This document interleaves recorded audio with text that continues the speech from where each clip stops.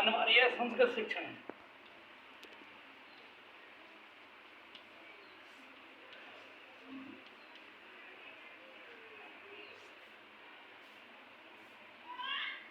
में पाठ्य पुस्तक। आज हम बता रहे हैं, ये लेसन वही चल रहा है पूरी, और उसमें हम बता रहे हैं आज अनिवार्य संस्कृत शिक्षण में पाठ्य पुस्तकों के अतिरिक्त अन्य पाठ्य वस्तुओं का महत्व। ये आप बता रहे हैं अनिवार्य संस्कृत शिक्षण में पाठ्य पुस्तकों के अतिरिक्त अन्य पाठ्य वस्तुओं का महत्व बता रहे हैं, जो इस प्रकार से है। नंबर 1, छात्रों में संस्कृत भाषा का पठन दक्षता को पुष्ट करने के लिए अन्य पाठ्यवस्तुओं का अध्ययन महत्वपूर्ण होता है। नंबर 2, अनिवार्य संस्कृत की पाठ्य पुस्तक में लिखी हुई एवं छपी हुई सामग्री को पढ़ने में अन्य पाठ्यवस्तुएं छात्रों की सहायता करती हैं। नंबर 3, छात्र पढ़ने के लिए प्रेरित होते हैं।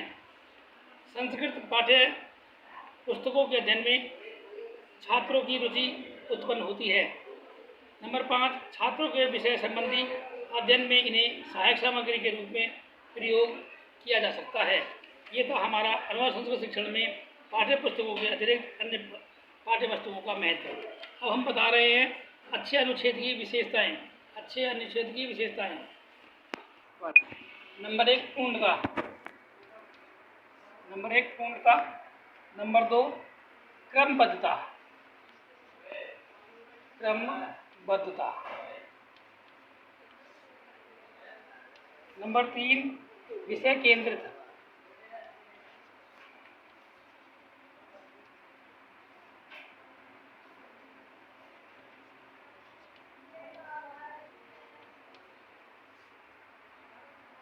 Number 4,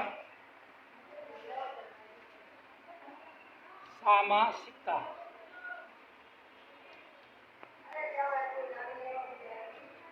number 5, विषयानुकूल।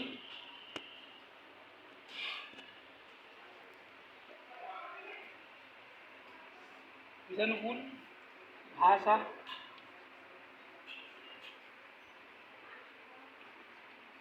शैली। नंबर 6, सीमित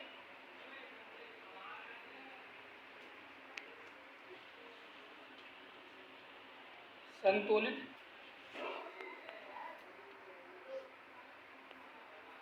आकार।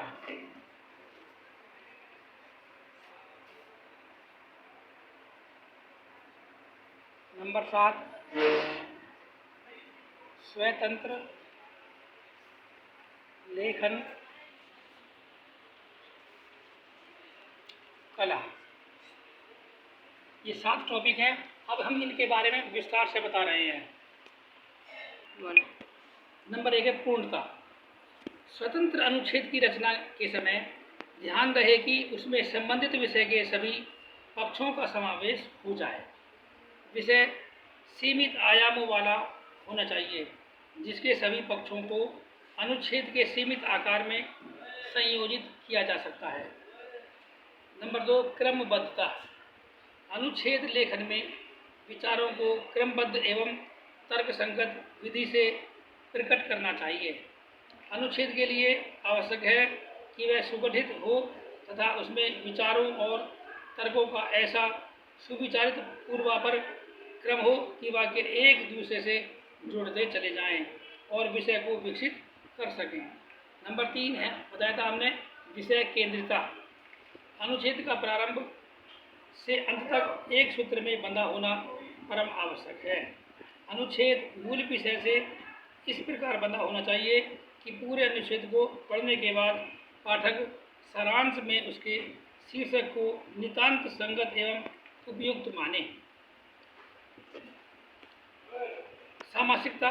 सीमित शब्दों में यथासंभव पूरी बात कहने का प्रयास किया जाता है। यह गागर में सागर भरने के समान है। अनुच्छेद में अनावश्यक बातें न करके केवल विषय से संबद्ध वर्णन विवेचन किया जाना चाहिए। विषयानुकूल भाषा शैली अनुच्छेद की भाषा शैली विषयानुकूल होनी चाहिए।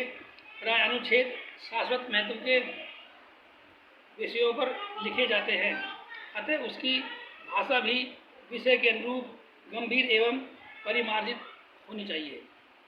नंबर 6 हमने बताया था सीमित संतुलित आकार। सामान्यतः अनुच्छेद 300 से 350 शब्दों के मध्य होना चाहिए। संतुलित वर्णन के लिए आकार प्रकार भी संतुलित अपनाना चाहिए।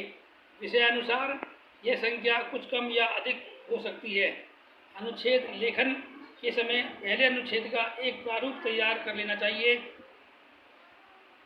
शब्द संख्या मुहावरे लोकोक्तियों से संबंधित सभी बातों का ध्यान रखते हुए अनावश्यक बातों को हटा देना चाहिए।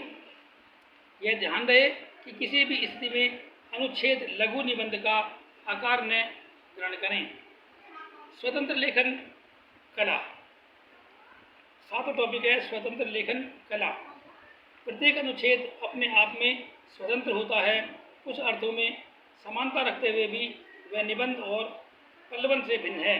विषय के अनुरूप ही शैली का भी चयन हो जाता है। ये था हमारा अच्छे अनुच्छेद की विशेषताएं। क्या प्रश्न था? अच्छे अनुच्छेद की विशेषताएं। अनुच्छेद लेखन में प्राय किन किन शैलियों का प्रयोग होता है? अच्छे अनुच्छेद में प्राय किन किन शैलियों का प्रयोग होता है?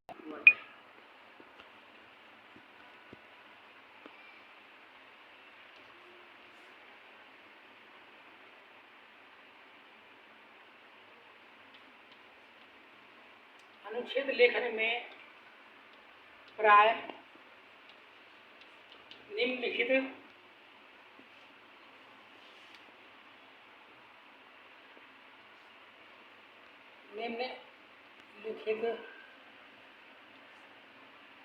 शैलियों का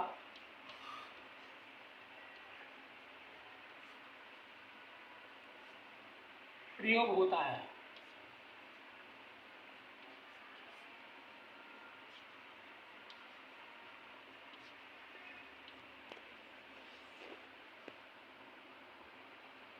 नंबर 1 भावात्मक शैली।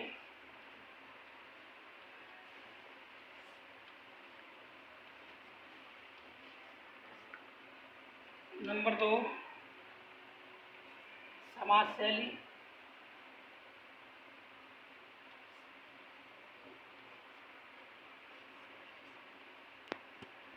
नंबर 3 व्यंग्य शैली।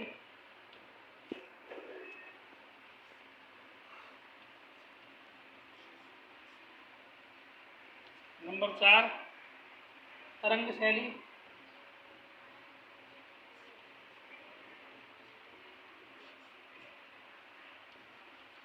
नंबर 5 चित्र शैली।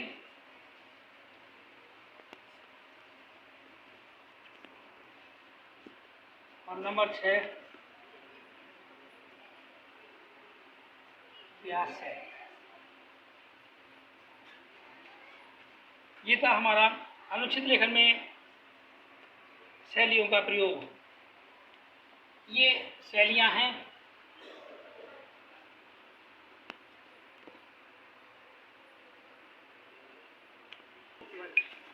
ये जो बताया है ये इम्पोर्टेंट पार्ट है। आप पढ़ना है, सुनना है, याद करने के लिए कोई आवश्यकता है ही नहीं, क्योंकि बार बार जब सुनेंगे तो अपने आप ही ऑटोमेटिक याद हो जाएगा। इसलिए पढ़िए, सुनिए, ध्यान कीजिए, अध्ययन करिए, घर पे रहिए, अध्ययन कीजिए। That's all.